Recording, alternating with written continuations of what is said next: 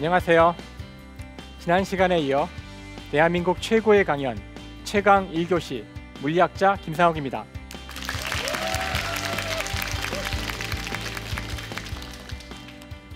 지난 시간 좀 힘드셨죠? 네, 아무래도 수식이 나오고 수학 이야기 나오면 다들 좀 어려워하시긴 합니다. 오늘 또 이제 물리 이야기가 좀 이어질 텐데 일단 오늘은 아마 지난번보다는 좀 쉽지 않을까 생각을 해보는데 모르겠어요. 이제 좀 보죠. 오늘 제가 여러분한테 드릴 말씀은 전기 넌 어느 별에서 왔니?가 되겠습니다. 훨씬 더 좀 부드럽지 않은가요?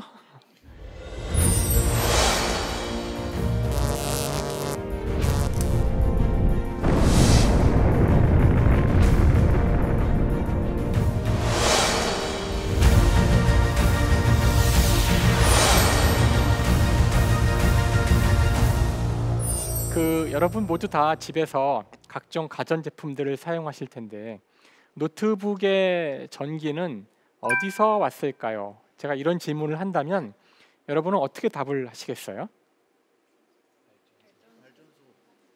제가 이 질문을 초등학교 2학년이었나? 학생한테 한 적이 있어요. 얘야, 노트북의 전기는 어디서 왔게? 그랬더니 놀랍게도 이 학생이 정말 눈 하나 깜짝이지 않고 저를 쳐다보면서 바로 답을 하더라고요. 즉각 답을 했어요. 벽에서 왔어요. 아, 얘 천재구나. 벽에서 왔죠. 여러분이 가만히 보시면 지금 여기도 마찬가지지만 전자 제품들의 코드를 잘 따라가 보면 대부분 다 벽에 꽂혀 있잖아요. 네, 전기는 벽에서 왔습니다. 이런 똑똑한 아이를 보고 그냥 지나갈 수는 없으니까 제가 좀 더 괴롭히죠. 그래? 그럼 벽 안에 뭐가 있을까? 벽 안에 요정이 있나? 벽 안에 발전기가 있나? 그럼 애가 깜짝 놀래요. 그러니까 더 이상 생각해보지 않은 거죠. 그러니까 벽에서 왔다는 것만 알지. 자, 이 아이가 정말 대성할 아이라면은 이 순간 벽을 부셔봐야 됩니다. 네, 사실은 지금 웃으셨지만 이걸 정말 자기 두 손으로 부셔서 확인해야겠다는 마음이 드는 아이들이 훌륭한 과학자가 된 기본 자질이 있는 아이들이에요. 그러니까 설사 이럴 때 벽을 부시더라도 이 아이를 너무 혼내지 마시고요. 잘 타일러서 다음번엔 부시지 않지만 일단은 이건 잘했다 말씀해 주셔야 돼요. 자, 벽을 부셔보면 별거 없어요. 벽을 부시면 전선이 계속 이렇게 이어지는 걸 볼 수가 있죠. 벽을 계속 부시면서 따라가면 될 텐데 이제 엄마의 얼굴이 떠오르겠죠. 이거 안 되죠. 이제 벽 부시기를 그만두고 이제 이 전선이 어디로 갈까 생각을 해보면 전선은 집 밖으로 나갑니다. 우리 모두 알고 있지만 집 앞에 변압기라는 것이 있고요. 전봇대가 있고 그쪽으로 전선이 연결이 되어 있죠. 아, 우리 집의 전기는 노트북의 전기는 저 변압기에서 왔구나. 근데 어라라, 여기서 끝나는 게 아니잖아요. 변압기에 보면 또 전선이 계속 연결돼 있어요. 여기서 정말 훌륭한 과학자가 될 아이라면 저 전선은 어디로 가는 걸까? 이제 이런 질문을 하게 돼요. 하지만 이 전선을 따라갔다가는 이제 가출이 됩니다. 상당히 멀리 가야지만 끝나거든요. 전선을 끝까지 따라가 보면 대부분 여기서 끝나는데 이게 이제 산 넘고 물 건너 가야 돼요. 그렇죠? 송전선을 따라서 산을 막 넘고 한참을 가야 돼요. 가면은 발전소라는 곳에 가서 끝납니다. 발전소에는 여러 가지 형태가 있지만 여러분이 보시는 이 사진의 발전소는 화력 발전소입니다. 미세먼지의 주범 중에 하나지요. 그래서 일부러 이렇게 좀 음울한 그 사진을 골랐는데, 자, 발전소에서는 어떻게 전기를 만들까요? 뭔가 아주 신비로운 일이 벌어질 거라고 생각하실 수가 있겠지만 그렇지 않아요. 발전소에서 일어나는 일은 놀랍게도 아주 단순한 전자기 유도 현상이라는 그런 간단한 일이 벌어지고 있어요. 자, 이 장치는 패러데이라는 사람이 처음 알아낸 전자기 유도 현상을 발견할 때 썼던 장치입니다. 손으로 그린 그림이잖아요. 상당히 복잡한 그림 같지만 제가 이 그림에서 벌어지는 일을 아주 간단히 정리할 수가 있어요. 여러분에게는 첫 번째 자석이 필요합니다. 두 번째로 전기가 흐를 전선이 필요합니다. 이게 다예요. 예를 들어 여기 자석이 있다고 해볼게요. 다음에 저한테 여기 전선이 있습니다. 이렇게 제가 이 전선을 가지고 자석 근처에서 이렇게 흔들어주면 이렇게 막 거리를 바꾸면 되는데 흔들어주면 전기가 만들어져요. 또는 전선이 멈춰 있을 때 이번엔 자석으로 이렇게 흔들어줘도 전기가 만들어져요. 이게 전부 다입니다. 어려운 말로 하면 자기장에 시간 변화가 있으면 전기가 만들어집니다. 그것이 그 유명한 전자기 유도 현상이죠. 현재 인류가 전기를 만들어내는 방법입니다. 자, 실제 발전소에는 무엇이 있냐 하면은 터빈이라는 것이 있어요. 터빈이 있어서 터빈이 돌아가면 전기가 만들어지는데, 이렇게 이해하시면 돼요. 자석이 무겁거든요. 자석이 무겁기 때문에 실제 상황에서는 자석이 정지해 있어요. 자석이 이따만하고요. 이렇게 여기저기 자석이 이렇게 정지해 있고, 그 안에 전선을 감아놓은 뭉치가 들어 있어요. 그래서 이 전선을 감은 뭉치가 돌아가면 전기가 만들어집니다. 그래서 이 뭉치를 돌리기 위해서 여기에 축을 달아서 터빈에 연결을 해놓고 무언가 터빈을 돌리기만 하면 전기가 만들어지는 거죠. 그래서 지금 이 화면에 보시는 것이 아주 전형적인 터빈의 모습이에요. 이것을 가지고 이걸 돌리면 되는데, 자, 화력 발전이라는 것은 이것을 어떻게 돌리냐면은 석탄으로 물을 끓여요.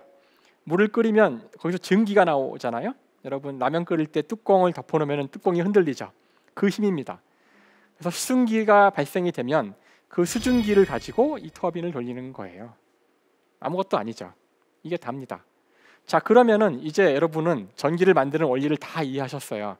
무언가 돌아가면 되는 거죠. 풍력 발전, 바람개비가 돌아가면 되는 거예요. 수력 발전, 수차가 돌아가면 되는 거죠.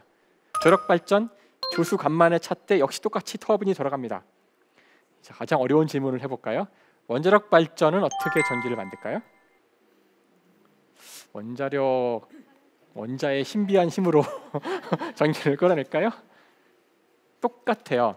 여기서는 방사능 물질이 들어가죠. 방사능 물질은 열을 냅니다. 그 열로 물을 끓여서 수증기를 만들어서 돌립니다. 터빈을. 그러니까 사실은 화력 발전이죠. 화력의 불을 만드는 원인이 석탄이 아니라 여기는 방사능 물질인 것뿐이에요. 됐죠? 아주 간단합니다. 자, 그래서 결국 우리 전기는 석탄에서 온 거라고 할 수 있어요. 석탄으로 물을 끓여서 수증기로 터빈을 돌린 거니까요. 이야기가 안 끝나네요. 석탄은 어디서 왔을까요? 석탄은 땅 속에 있어요. 땅 속에. 그렇죠? 석탄은 어디서 왔을까요? 자, 이건 100년 전 탄광의 모습입니다. 사람들이 들어가서 그 석탄을 캐서 나오는 모습이죠.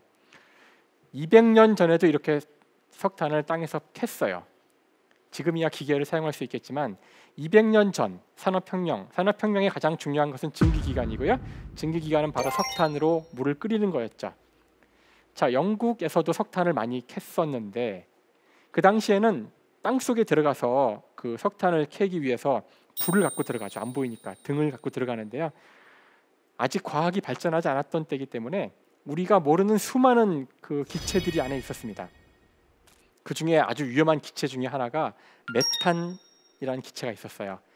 메탄은 여러분이 그걸 연료로 쓸 수 있습니다. 즉 폭발을 하는 성질이 있어요. 냄새도 안 나죠. 그래서 가끔씩 그 당시 탄광에서는 이유를 모른 채 폭발 사고가 일어났어요.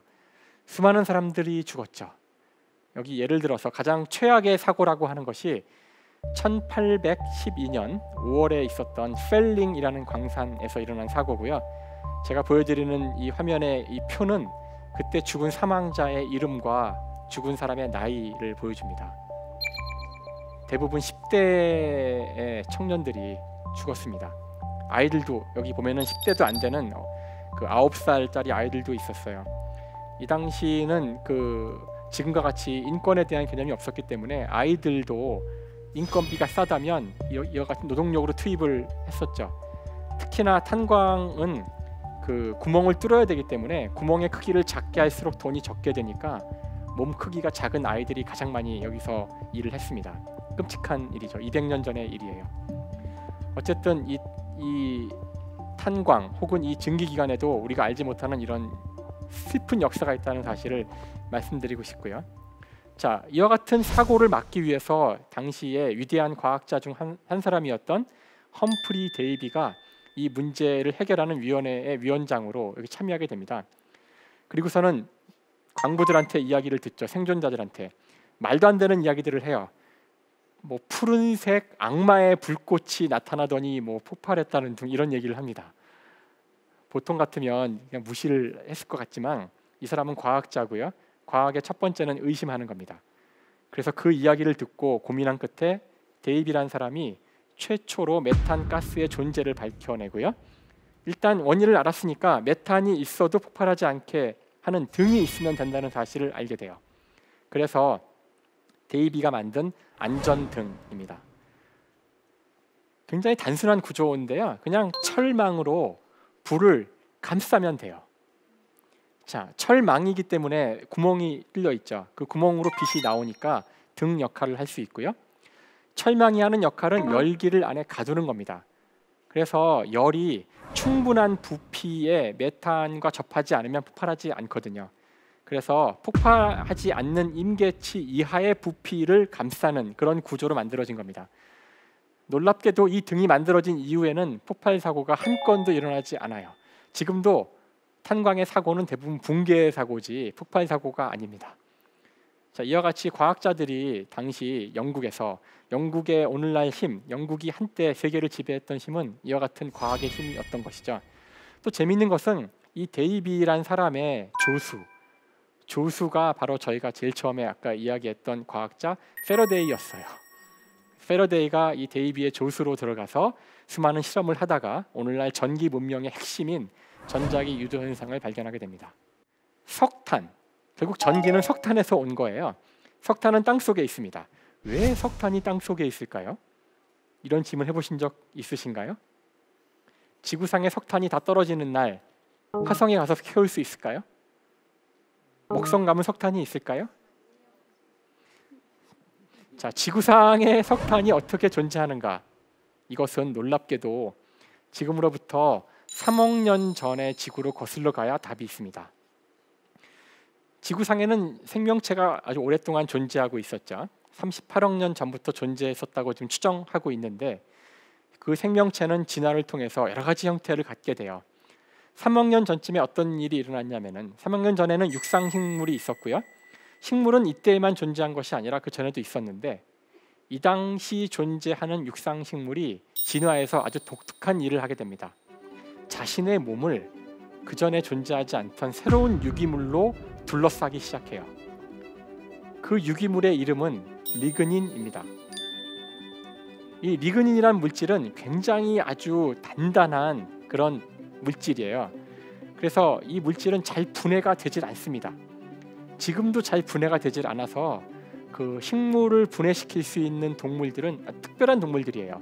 우리가 그런 동물들을 초식 동물이라고 부르고요. 초식 동물들은 아주 독특한 이 소화 기관을 갖고 있습니다. 사실 소는 하루 종일 씹고 있어요. 분해시키기 위해서. 위장도 몇 개씩이나 있습니다. 우리 인간은 저런 풀을 먹고서 소화시킬 수가 없어요. 여러분이 나가서 그 들판에 있는 파란 풀을 뜯어서 드시면 소화가 안 됩니다. 하지만 초식동물은 가능하죠. 지금 사실 저 초식동물의 저 소화를 위해서 수많은 박테리아들과 곤충들이 먼저 1차로 다 분해를 시켜줍니다. 하지만 3억 년 전 리그닌이 처음 세상에 나타났을 때, 식물이 처음으로 자기 몸을 리그닌으로 감싸기 시작했을 때 저 리그닌을 분해시킬 수 있는 생명체는 하나도 없었죠. 그래서 식물은 죽어도 썩지 않았습니다. 썩지 않고 차곡차곡 쌓였던 것이죠. 바로 그 식물의 시체들이 오늘날 우리가 석탄이라고 부르는 것이고요. 그래서 이와 같이 식물이 죽어도 썩지 않고 쌓인 시기를 지질학적으로 석탄기, 고생대 석탄기라고 부릅니다. 이런 일은 다시는 일어나지 않아요. 이제는 이미 식물이 죽으면 다 분해가 됩니다. 왜냐하면 이 자연계에서 공짜 먹이가 있는데 그 먹이를 놔두는 일은 벌어지지 않아요.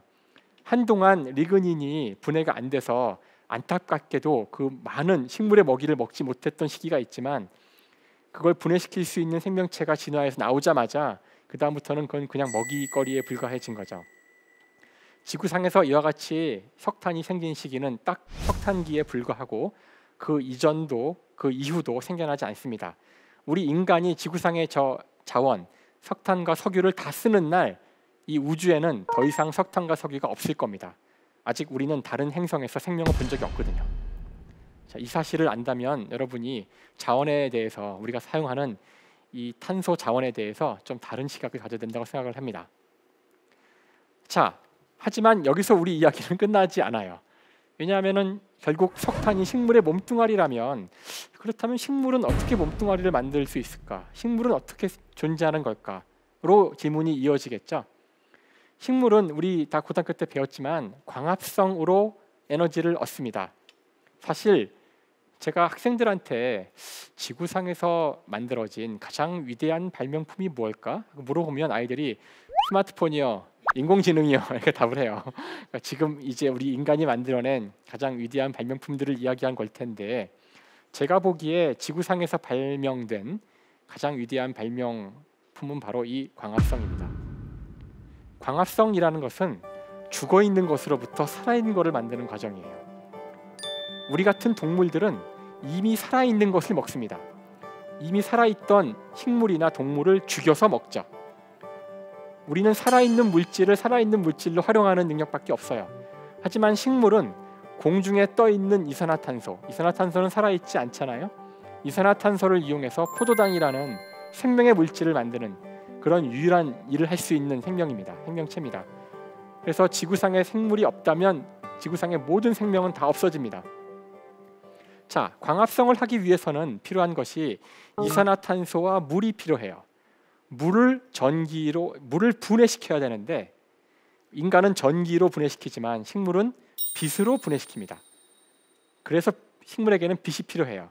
빛으로 물을 분해시키면 물은 수소 H와 산소 O로 되어 있어요. 여기서 H가 중요하죠.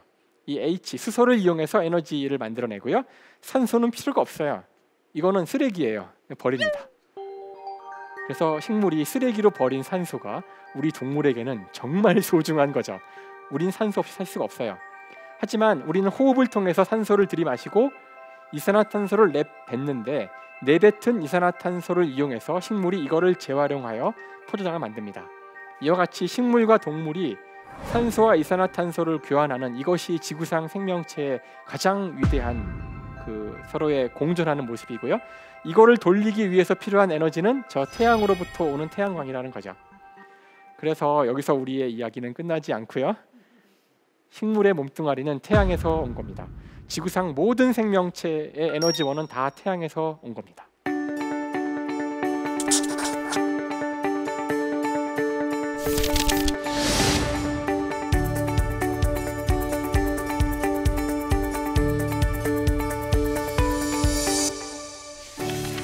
그러면 태양은 어떻게 빛을 낼까요?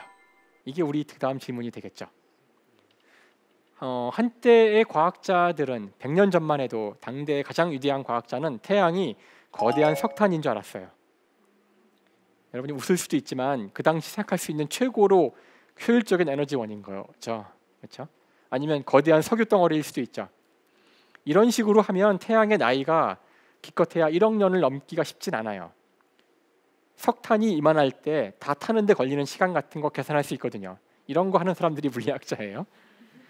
그러면 그 시간을 가지고 아무리 생각해봐도 지구의 역사를 우리가 알고 있는데 지구의 역사는 수십억 년이거든요. 뭐가 앞뒤가 안 맞죠. 그래서 한때 물리학자들은 진화론을 거부한 적이 있었어요. 최고의 물리학자들이 시간이 안 맞기 때문에. 근데 그거는 그 당시 물리학자들이 태양의 에너지원을 잘못 오해해서 그런 겁니다. 태양이 어떻게 불타는지는 20세기에 와서야 이해하게 됩니다. 태양은 놀랍게도 수소 핵융합 반응이라는 걸 통해서 빛을 내고 있어요. 수소라는 원자가 있는데 아까 저희가 수소 이야기했었죠? 수소는 우주에 가장 많은 원자입니다. 수소 2개를 이렇게 하나로, 사실 4개지만 간단히 얘기할게요. 수소 2개를 이렇게 서로 가까이 가져가서 짜부라뜨리면 2개가 하나로 결합하면서 헬륨이라는 새로운 원자가 됩니다. 이 과정에서 에너지가 남게 되는데 그 에너지를 이용해서 태양이 빛을 내는 거예요. 정말 가상방칙한 방식이죠. 20세기가 되기 전까지는 인간이 상상도 못한 방식으로 태양이 빛을 내고 있었던 거예요. 우리가 이것을 핵융합 반응이라 그러는데 아마 여러분이 핵 분열 반응에 대해서는 들어보셨을 거예요. 핵 분열 반응은 원자력 발전소가 에너지를 얻는 방식이죠. 이것을 이해하기 위해서는 저희가 이 주기율표를 봐야 됩니다. 우주에 존재하는 모든 원자들이 나와 있는 것인데요. 이 가운데 원자 번호 26번인 철이 있습니다. 여기 있는 모든 원자들은 다 이 원자 핵이 방사능적으로 안정하지 않아요. 일반적으로 안정하지 않아서 방사능 변환을 할 수가 있는데요. 26번 이 철이 가장 안정한 원자입니다. 그래서 26번보다 더 번호가 큰 거는 더 큰 녀석들인데 그것들은 자기 몸뚱아리를 줄여서 철이 되기를 원하고요. 철보다 더 가벼운 것들은 더 붙어서 몸무게를 불려서 철이 되려고 합니다. 그래서 이 주기율표에서 보면은 가장 번호가 큰 것이 아니라 자연 상태에 가장 존재하는 번호가 큰 것은 92번이에요. 92번 이후의 것들은 인간이 인공 합성한 겁니다. 92번 원자 번호를 갖는 원자는 우라늄입니다. 우라늄. 그 우라늄은 몸뚱아리가 크기 때문에 몸뚱아리를 빨리 줄이고 싶은데 마음이 급하다 보니 자기 몸을 반으로 잘라요. 그것을 핵분열이라고 하죠. 그때 에너지가 막대하게 나옵니다. 그 에너지를 이용하는 것이 원자력 발전이고 그 에너지를 이용해서 폭탄을 만들 수도 있어요. 그 폭탄이 일본에 떨어진 히로시마와 나가사키에 떨어진 원자 폭탄입니다. 자, 반대, 즉 가볍기 때문에 합쳐져서 에너지를 만들고자 하는 것은 수소 같은 거죠. 가장 가벼운 수소. 그래서 수소가 합쳐져서 에너지를 만드는 그 과정이 태양이 빛을 내는 과정인 거죠. 우리가 그것을 핵융합이라고 부르고요. 아직 그 핵융합을 이용해서는 인간이 전기를 만들지 못합니다. 지금 거기에 전 세계적인 과학자들의 노력이 집중되고 있고요. 핵융합 발전이라고 하죠. 하지만 폭탄은 만들었어요. 인간이 정말 사악하죠. 그래서 원래 그 폭탄의 이름은 수소 그 핵융합 폭탄이라고 해야 하는 것이 맞지만 사람들이 그 원료를 따서 수소 폭탄이라고 부릅니다. 그래서 이 두 종류의 폭탄은 서로 그 작동 원리가 다른 것이죠. 자, 어쨌든 태양의 원료는 수소입니다. 우리의 이야기는 아직도 끝나지 않은 거예요. 수소는 어디서 왔을까요? 네, 우주에 존재하는 수소들은 빅뱅에서 온 겁니다. 자, 빅뱅이라는 것은 지금으로부터 약 138억 년 전 우주가 탄생하는 걸 이야기하는 건데 우주가 탄생할 때에는 우주 전체가 한 점에 있었으니까 엄청난 에너지 상태였어요. 정말 부글부글 끓던 상태입니다. 그때에는 우리가 알고 있는 어떤 종류의 물질도 존재하지 않았어요. 이것이 팽창을 하면서 물질이 팽창을 하면 온도가 내려가기 시작합니다. 그래서 38만 년이 되었을 때 그때 우리가 오늘날 알고 있는 원자들이 생성되기 시작하는데 그때 만들어진 원자의 75%가 수소입니다. 나머지 25%는 헬륨이죠. 그래서 우주에 존재하는 수소는 대부분 이때 만들어진 것이고요. 지금도 수소가 우주에 가장 많습니다. 빅뱅 이후에 우주는 크게 변한 건 없어요. 그런 의미에서는. 자, 빅뱅 이야기. 그래서 결국 노트북의 전기는 빅뱅에서 온 겁니다. 여러분이 전기를 사용할 때 빅뱅을 느끼시면 돼요. 지구상의 모든 에너지는 태양에서 왔습니다. 태양의 에너지는 빅뱅에서 왔습니다. 이렇게 자연과학자는 우리 주변의 작은 전기기구로부터 빅뱅을 느끼는 사람들이에요. 이와 같이 우주는 모두가 다 하나로 연결돼 있어요. 우주의 시작부터 지금까지. 여러분의 전기를 이해하기 위해서는 3억 년 전에 지구상에 살았던 생명을 이해해야 됩니다. 여러분의 전기를 이해하기 위해서는 빅뱅 때 만들어졌던 수소를 알아야 됩니다. 이와 같이 자연과학은 이 우주를 이해하기 위해서, 인간을 이해하기 위해서도 이 모든 것을 다 알아야 한다는 것을 말해주죠. 허블이라는 사람이 우주를 관측해서 알아낸 놀라운 결론은 이 우주가 팽창하고 있다는 겁니다. 지금 우주가 팽창하고 있다면 시간을 거슬러 봤을 때 우주는 수축을 해서 한 점으로 갈 테니까 한 점으로부터 계속 커져왔다는 그런 추론을 할 수가 있겠죠. 정말 이상한 결과지만 우주는 한 점에서 시작해서 계속해서 지금도 팽창을 하고 있습니다. 자, 우주가 팽창을 하다 보니 아까 제가 잠깐 언급했지만 우주의 온도가 내려가고 그러면서 첫 번째로 수소와 헬륨이라는 물질이 생겼다 그랬죠. 자, 이 수소와 헬륨, 생겨난 수소와 헬륨이 곧 이 우주의 삼라만상을 만들게 됩니다. 우리가 언제나 이 이야기에서 빅뱅을 강조하는 이유가 있기는 해요. 왜 물리학자들이 모든 이야기에서 시작점을 이야기하느냐면은 T.S. 엘리엇이라는 시인이 이런 이야기를 한 적이 있답니다. 우리의 탐험이 끝나는 때는 시작이 어딘지 알아내는 순간이다. 우리의 탐험이 끝나는 때는 목적지에 도달한 순간이 아닐까요? 어떻게 시작점도 모르고 떠났을까요? 저는 아직 나이가 많지 않아서 모르겠지만 나이를 자꾸 먹어가면 고향으로 가고 싶어진대요. 자기의 어떤 인생의 목표, 자기의 존재의 근원에 대한 질문을 던질수록 그 질문에 대한 답이 자기의 출발점에 있기 때문이라고 하는데요. 자, 우리가 철학적으로 가장 중요한 질문 중에 이런 것이 있습니다. 우리의 존재 이유는 무엇일까? 네, 이런 무시무시한 질문에 대한 답을 아직 우리는 알지 못하지만 이 질문을 물리학적으로 바꾸면 이렇게 돼요. 왜 빅뱅이 있었을까? 빅뱅의 순간에 왜 우주는 그런 조건이었을까? 그런 조건으로 시작하면 이렇게 됩니다. 따라서 우리의 탐험이 끝나는 때는 시작점이 무엇인지 알아내는 순간인 것처럼 우리 존재의 근원에 대한 질문에 대한 답은 빅뱅의 순간에 있을 겁니다. 현재 우리의 우주에 대한 모든 질문에 대한 답도 빅뱅으로부터 시작을 하는 겁니다. 자, 우주의 온도가 내려가서 수소가 생기고 헬륨이 생겼어요. 이제 이들이 어떻게 작동할 거냐면은 수소와 헬륨 사이에는 저희가 지난 시간에 공부했던 힘이 작용합니다. 바로 중력이죠. 중력은 서로 당기는 힘이죠. 그래서 수소들이 모이기 시작합니다. 수소와 헬륨이 모이기 시작하죠. 모이면은 중력에 의해서 여기저기서 모이는데 그냥 모여서 끝날 수도 있어요.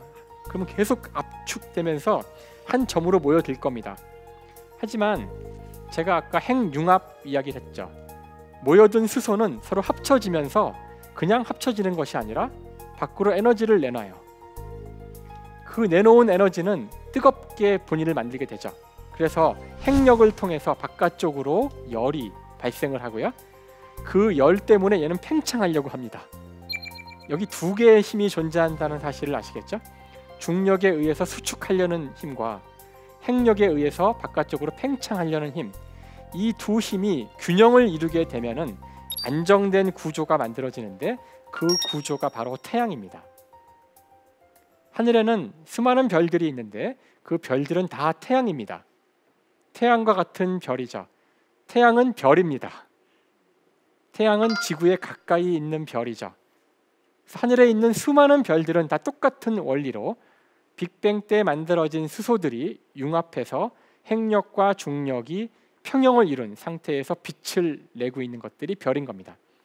이 별이 그 별 주위를 도는 지구와 같은 행성에게는 가장 소중한 에너지원이고 그 에너지를 이용해서 우리 같은 생명체들이 존재하고 있는 거죠. 경이롭고 아름다운 이야기예요. 사실은 이 모든 이야기의 출발점은 빅뱅입니다. 자, 처음에는 수소가 결합해서 헬륨이 되지만 이것이 점점 여기 보시면은 아까 제가 강조했던 철까지는 이런 식으로 이제는 헬륨과 헬륨이 만나서 베릴륨이 되고 베릴륨과 헬륨이 만나서 탄소가 되고 탄소와 헬륨이 만나서 산소가 되고 이렇게 우리 주위에 존재하는 모든 원자들은 이 별 속에서 만들어진 거예요. 그래서 여러분 몸을 이루고 있는 탄소는 먼 옛날 어느 별에선가 만들어진 겁니다. 그래서 우리 모두는 다 별의 자손인 거죠. 이처럼 우리 몸을 이루고 있는 탄소, 수소 원자들은 다 별 내부에서 만들어진 겁니다. 저희가 알 수 없는 먼 과거에 만들어진 탄소들이 우주를 떠돌다가 지구에 안착을 해서 여러분 몸에서 지금 이렇게 일부가 되어서 생명이 된 겁니다. 그래서 우리 모두는 별의 자손이에요. 아주 아름다운 이야기죠. 하지만 이런 식으로 핵융합을 통해서 만들어질 수 있는 원자는 철까지입니다. 철 이후의 원자는 이런 식으로 되지 못해요. 그냥 더 이상 합쳐져서 에너지가 낮아지지 않기 때문에 합쳐지려고 하지 않거든요. 그러면은 26번 이후의 원자들은 어떻게 만들어졌을까요? 더 높은 힘으로, 더 엄청난 힘으로 눌러야지만 결합하겠죠. 그런 힘을 얻을 수 있는 것은 오직 별이 폭발할 때뿐입니다. 별 가운데 어떤 별들은 생애를 마감한 다음에 폭발하기도 하는데 우리가 그런 별들을 초신성이라고 부릅니다. 그래서 초신성으로 인생을 마감하는 별들이 엄청난 온도와 압력으로 폭발할 때 이 26번 이후에 수많은 원자들이 만들어지죠. 그 원자들을 보시면 구리도 있고요. 여러분 좋아하시는 금도 있습니다. 그래서 우리가 손에 끼는 금반지는 어떤 별이 초신성으로 폭발할 때 만들어졌던 것이죠. 이처럼 우리 주위의 모든 원자들은 어떤 별 내부에서 융합을 하거나 또는 별의 폭발로 만들어진 겁니다.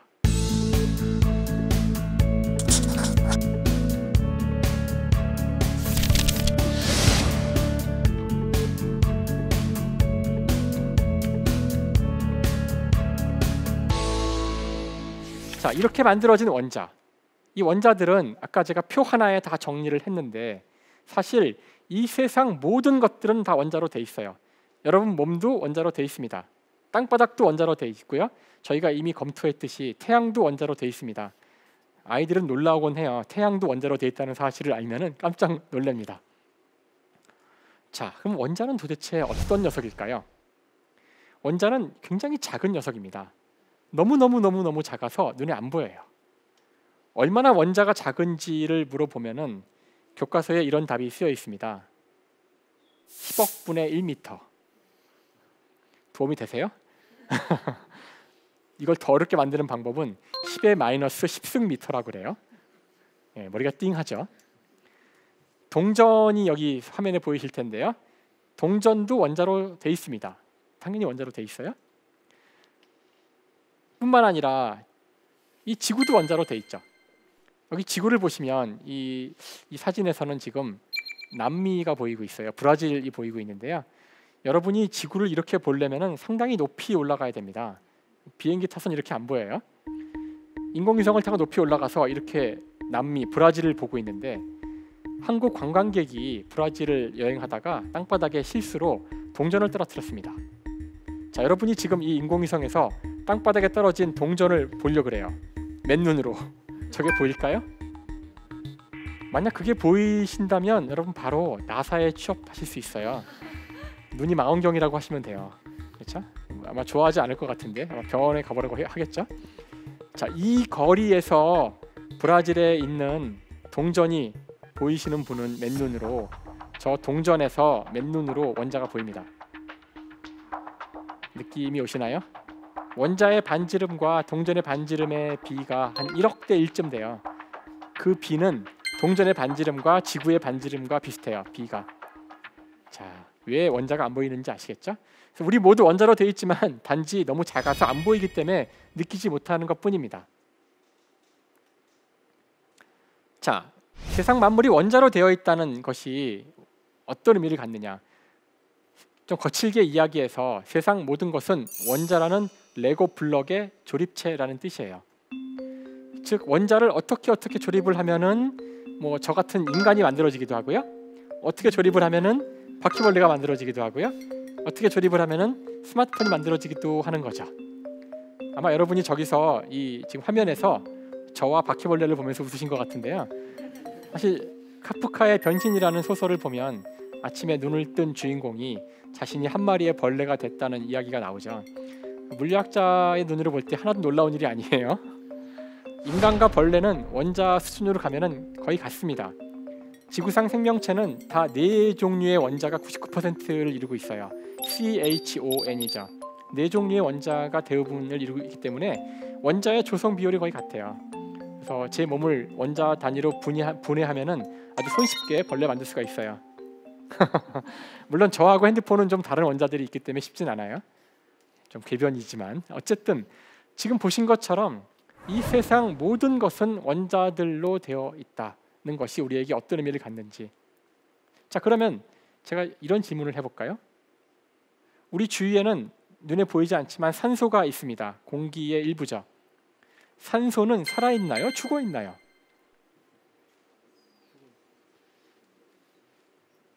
죽어있다고요?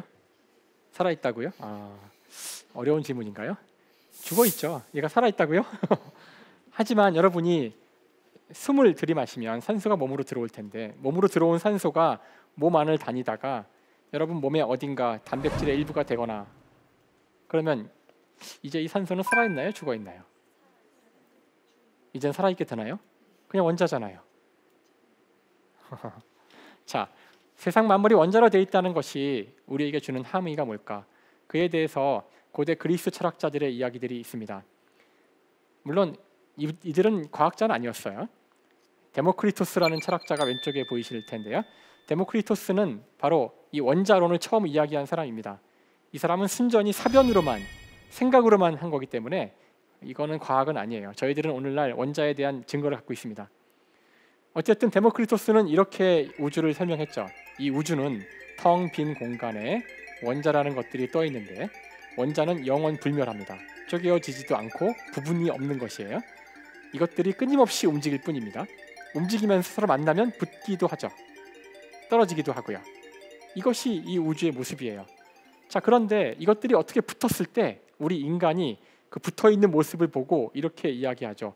안녕하세요 선배님. 이게 뭐죠?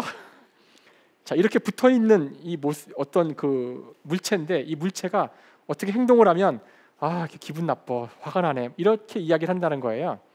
하지만 이건 인간의 이야기일 뿐 이것들은 그냥 다 원자들의 운동에 불과하다는 겁니다. 무서운 얘기죠. 자, 이 이야기를 듣고서 에피쿠로스라는 철학자인데요. 이분이 이것이 인간에게 의미하는 게 뭘까 하고 의미를 찾아봅니다. 사실 데모크리토스의 철학이 맞다면 그냥 원자들은 끊임없이 아무 의도나 목적 없이 의미 없이 움직이는 것일 뿐 여기에 의미를 부여하는 건 인간이라는 거예요. 그렇죠? 자, 그렇다면 에피쿠로스가 인간의 삶은 목표가 별거 없다는 거예요. 교과서에 나오는 거죠. 쾌락주의. 그냥 재밌게 살자. 아무 의미도 없는데 이 우주에는 왜 우리가 그 스스로 만들어낸 의미에 스스로 거기서 노예가 돼서 괴로워하냐는 거예요. 물론 이분은 바보가 아닙니다. 우리 모두가 쾌락을 추구하는 순간 이 사회가 붕괴할 겁니다. 그러니까 쾌락에도 종류가 있는 거죠. 통제 가능한 쾌락이어야 됩니다. 남한테 해를 주면 안 되고요. 근데 그렇다면 마음대로 즐기고 살라는 겁니다. 우리 인생을. 놀라운 일이지만 물론 이들은 과학자는 아니었고요. 원자를 본 적도 없죠. 하지만 실제 원자는 존재했고요. 오늘날 과학자들도 똑같은 생각을 해보는데 결론은 비슷하다는 거예요. 자, 그런데 의미 없는, 의도 없는, 목적 없는 세상이라는 것이 우리 인간에게 가능할까요? 과연 의미란 과연 무엇일까요? 원자론은 우리에게 이렇게 무시무시한 질문을 던집니다. 자, 이에 대해서 재미있는 제가 비유를 하나 들 텐데요.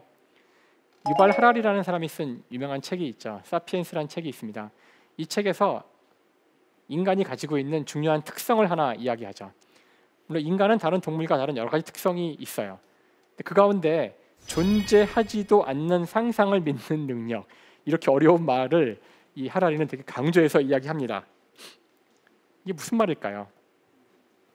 자, 여기 여러분이 원숭이가 한 마리 앉아 있다고 상상을 해보세요. 원숭이가 지금 바나나를 먹으려고 꺼내서 껍질을 까고 있는데 제가 가서 그 바나나를 뺐습니다. 제가 먹어요. 배고프거든요.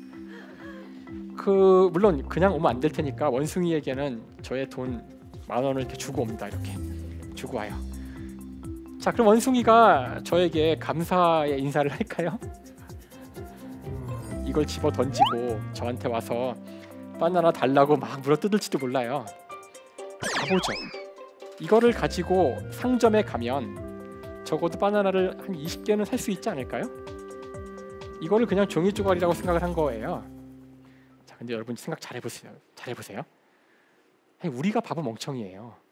이건 종이 조각입니다. 이거 종이 조각이에요. 종이 조각이 여기에 존재하지도 않는 이것이 20개의 바나나와 같은 가치가 있다는 그런 상상을 우리들 모두가 믿는 능력이 있기 때문에 이것은 가치를 갖는 거고 이걸 믿기 때문에 우리 경제가 돌아가는 거고요. 우리 사회가 유지가 되는 거죠. 바로 유발 하라리가 이야기한 이 상상의 가치를 믿는 능력이라는 것이 사실은 우리 인간 사회를 지탱하는 가장 중요한 능력 가운데 하나였던 거예요. 이것을 다른 그 영장류들이 잘 못합니다. 침팬지 못합니다. 오랑우탄 못합니다. 우리 인간은 하죠. 우리 인간이 이것을 할 수 있었기 때문에 다른 영장류와 다른 이런 사회를 구축할 수 있었는데, 물론 침팬지도 뭐 한 100여 마리 가까운 어떤 집단을 이루어서 사회를 만들 수 있어요. 우리 인간도 선사시대에는 그렇게 100명, 200명의 단위의 그런 집단이, 부족 국가가 있었습니다. 그런 집단의 특징은 대부분 다 혈연관계라는 거예요. 혈연관계 중심의 집단은 쉽게 이룰 수가 있어요, 본능적으로. 하지만 우리 인간은 그 이후에 10만 명, 100만 명, 1000만 명, 지금 5천만 명이 대한민국이라는 이런 존재하지도 않는 상상을 믿으면서 모여서 이런 거대한 체계를 이루고 있죠. 이렇게 하는 데에는 이 능력이 없으면 안 됩니다. 침팬지가 10만 명의 집단의 사회를 구축하지 못하는 이유는 이 능력이 없기 때문이에요. 제가 돈으로 이야기를 했지만 정의란 무엇인가? 정의, 행복, 사랑, 민주주의, 대한민국 이런 것 전부 다 따지고 보면 상상의 산물입니다. 실제로 존재하는 게 아니에요. 이것들의 물질이 무엇인지 찾을 수 없습니다. 이것들을 수학적으로 증명할 수도 없어요. 여러분이 정의란 무엇인가라는 책을 읽어보셨다면 이 책을 덮는 순간 아 그래 정의란 이거구나 한 줄로 쓰실 수 있나요? 이 책의 목표는 정의가 무엇인지를 얼마나 정의하기 어려운지를 보여주는 게 목표예요. 얼마나 미묘하고 복잡한 상황들이 있는지를 보여줍니다. 여러분이 행복이란 무엇인가라는 책을 읽으시면서 나는 이 책을 읽고 나면 행복이 뭔지를 알게 될 거야 라고 생각하신다면 택도 없는 이야기입니다. 사랑에 대한 이야기, 무엇은 무엇인가, 이런 인생이란 무엇인가, 이런 모든 무엇인가 시리즈 책들은 우리에게 답을 주기 위한 책들이 아니지요. 왜냐하면 이것들 모두가 존재하지 않아서 그래요. 이건 인간이 만든 상상의 산물인데 이것들을 인간이 만든 이유는 자명합니다. 더 잘 살기 위해 만든 거예요. 우리가 더 이런 거대한 사회를 만들어서 서로 혈연관계가 아니지만 상대를 죽이거나 그러지 않고 서로 평화롭게 살기 위해서 만든 겁니다. 그래서 이것은 제가 상상의 산물이라고 하는 순간 많은 분들이 이거 뭐 중요하지 않다는 거야? 상상에 불과하다는 거야? 이렇게 오해를 하시는데 그게 아니라 그래서 아주 소중한 겁니다. 다른 어떤 생명도 할 수 없는 인간 본연의 특성이고요. 이런 상상을 공유할 때만이 여러분은 인간적으로 사는 겁니다. 인간답게 사는 거고 여러분이 인간이 되는 거죠. 그래서 제가 의미란 무엇인가 이런 이야기를 했지만 현대 과학이 알아낸 이 우주에는 우리 인간이 알고 있는 그런 의미는 없는 것 같습니다. 지구는 태양 주위를 돌고 있죠. 태양 주위를 걸리는데 걸리는 시간은 그 자신의 자전 주기의 365배에 해당합니다. 이건 다 우연인데, 자 여러분은 이 사실을 들었을 때 기분이 나쁘신가요? 아니 왜 지구가 돌지? 왜 하필이면 타원 궤도야? 아 기분 나빠. 이건 정의롭지 않아. 이게 말이 되나요? 여러분 웃으셨지만 300년 전 사람들은 기분 나쁘다고 생각했고요. 태양이 아니라 지구가 돈다 그러면 그 사람을 불태워 죽였어요. 불경스럽다고요.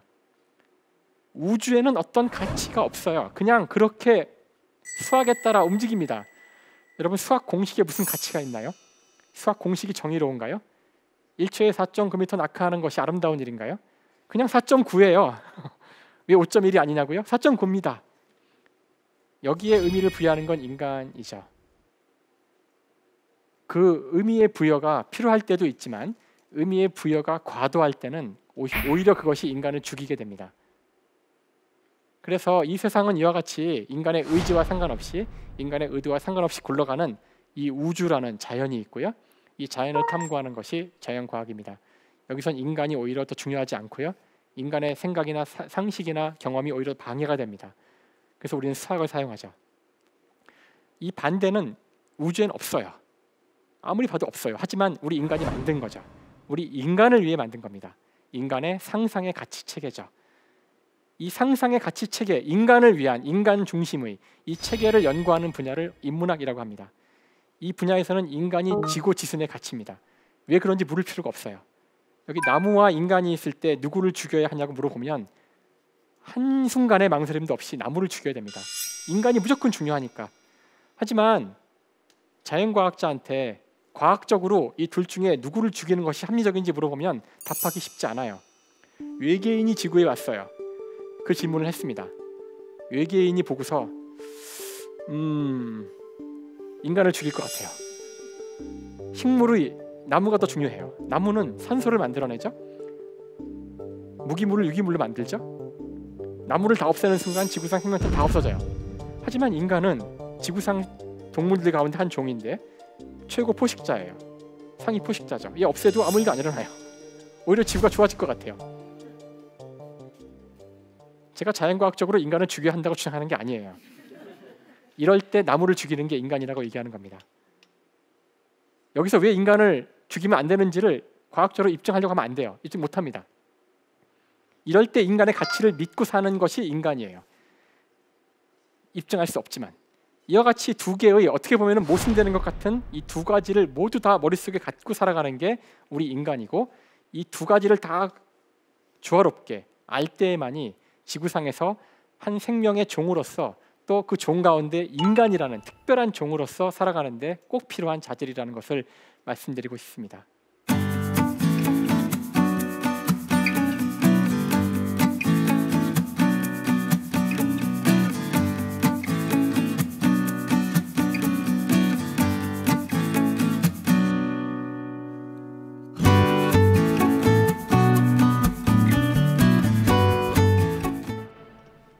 안녕하세요. 저는 삼성여자고등학교에 재학 중인 2학년 학생인데요.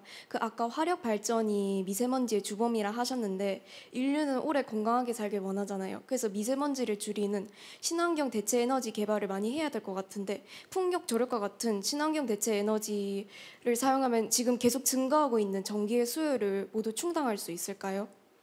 풍력 조력을 말씀하셨는데, 지금은 태양광도 굉장히 중요한 재생에너지 가운데 하나죠. 그 에너지 문제에 대해서 누구도 확실하게 답을 할 수는 없습니다. 과학이 미래에 대해서 언제나 그 명징한 답을 주는 건 아니거든요. 그래서 일단 이 문제에 대해서는 제가 뭐 과학자의 한 사람이지만 어떤 권위를 가지고 이야기한 건 아니에요.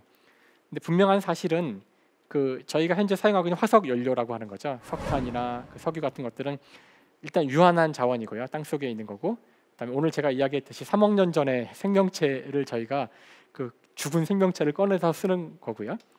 다음에 이 자원은 필연적으로 우리 이 환경을 나쁘게, 즉 지구 온난화를 시키거나 탄소를 배출하기 때문에 이산화탄소를, 그래서 안 좋다는 걸 모두가 알고 있지만 거대한 에너지원이죠. 아주 효율적인 에너지원이고요. 우리가 이 에너지원이 없었다면 산업혁명도 할 수 없었을 거고, 지금도 우리가 이 문명이 지탱이 되질 않아요. 그래서 갑자기 쓰지 말자고는 얘기를 못하지만 우리 모두가 이 에너지원의 문제점을 다 알고 있기 때문에 방향은 분명하다고 생각을 해요. 그러니까 신재생 에너지로 가야 되는 거는 피할 수 없는 방향이고 모두가 다 그걸로 가고 있거든요. 단지 어떤 속도로 가는지만의 문제라고 생각을 해요. 그래서 지금 우리가 당장 갈 수 없다고 해서 뭐 그거 할 수 있겠어? 대체할 수 있겠어? 이런 식의 자세보다는 어떻게든 가야 되는데, 신재생 에너지를 쓰더라도 항상 그 오늘 제가 이야기는 안 했지만 연력학 제2법칙 때문에 에너지는 언제나 나쁜 에너지로 변환이 됩니다. 그 나쁜 에너지는 지구를 온난화시키게 되고요. 그래서 이 모든 미세먼지뿐만 아니라 온난화 문제라든가 지구상에서 인간이 존재함으로 생기는 이 많은 문제들의 해결책은 다 답을 알고 있는데 아무도 얘기를 안 하죠. 에너지를 안 쓰는 거예요. 에너지를 적게 쓰는 겁니다. 그래서 우리가 재생에너지를 찾고 지금 재생에너지로 우리 현재 쓰는 에너지를 다 커버할 수 있을까? 이런 고민보다도 어떻게 하면 에너지를 좀 덜 쓸 수 있을까에 우리의 관심이 모여야 돼요. 만약에 지금 우리가 어떤 특단의 재생에너지를 만들어서 전기가 지금보다 값이 뭐 더 싸지고 그다음에 화석발전소를 또 안 쓸 수 있게 됐다 그러면은 사람들이 야 만세 이제 에어컨을 2개 더 틀자 이럴 수도 있잖아요. 그러니까 문제는 사실 사람들이 더 편리해지기를 원하는 그런 마음을 버리지 않고 에너지를 더 쓰거나 해서 더 좋아지자 이런 마음을 계속 먹는다면 우리가 그 욕심을 새로운 에너지원 개발로는 절대로 만족시키지 못할 거예요. 인간의 욕심은 끝이 없잖아요. 그래서 지금 수많은 사람들이 하는 이야기지만 우리가 에너지 욕심을 줄이는 것만이 이 문제의 근원적인 해결입니다. 그래서 새로운 에너지 개발과 동시에 우리가 해야 될 것은 어떻게 하면 에너지를 좀 덜 쓸 수 있을까? 어떻게 하면 쓰레기를 좀 덜 버릴 수 있을까? 그래서 이 생각과 이것에 대한 우리의 동의가 먼저 선행이 된 이후에 에너지 개발이 이어져야지만 더 큰 비극이 없을 겁니다. 그래서 저는 언제나 이런 질문을 받으면은 꼭 좀 뒤집어서 하는 이야기 같아서 기분 나쁠 수도 있겠지만 사람들이 에너지를 아껴 쓰자. 아껴야 됩니다. 지금 우리 너무 많이 쓰고 있어요. 에너지를 더 아껴 써야 돼요. 그다음에 더 아껴 쓰도록 우리 정부와 기업에도 더 많은 압력을 가해야 됩니다. 그 노력과 함께 새로운 에너지 개발이 병행될 때만이 정말 의미 있는 에너지 문제 해결이 될 수 있다고 생각합니다.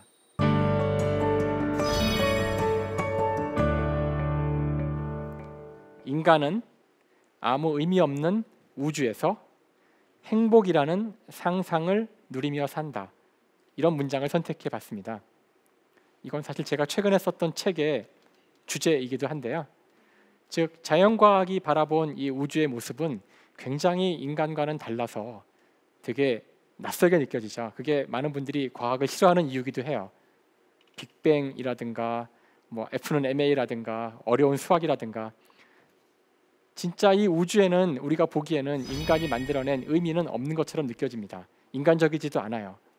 하지만 그게 사실 진정한 우주의 모습이라는 거죠.